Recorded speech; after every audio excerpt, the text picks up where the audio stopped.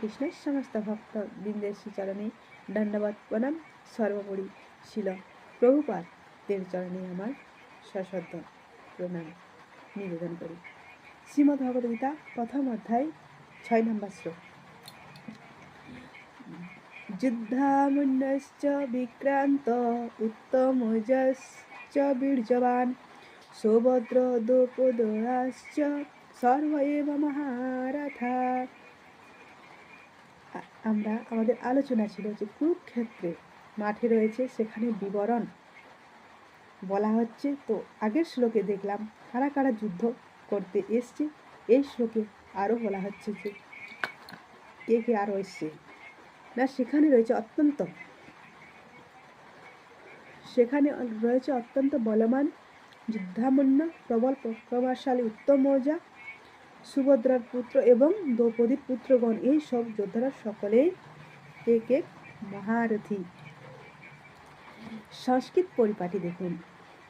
আমরা তো বোনের ছেলে কিংবা ভাইয়ের ছেলে, আমরা তো সংস্কৃতে বলি, তাই না?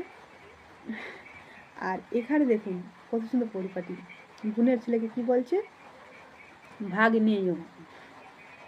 তারপরে দ্রৌপদীর পুত্রগণ আর কে রয়েছে? এই সকলে যোদ্ধারা এক একজন মহারথী।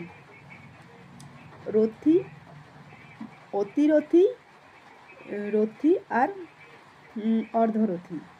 তো মহারথী তিনি 10,000 রথীর সঙ্গে লড়াই করতে পারেন, এবং অতিরথী তিনি 10,000 থেকেও কম লড়াই করতে পারেন, এবং রথী সমান সমানে যুদ্ধ করতে পারেন, এবং অর্ধরথী একেরও কম। তো এই সব যোদ্ধারা খুবই ধনুর্ধর, তারা এসছেন, সেটা বলছেন, বিবরণ করছেন। এবং আমরা দেখব পরের শ্লোকে আবার কে কে যোগদান করছেন। হরে কৃষ্ণ।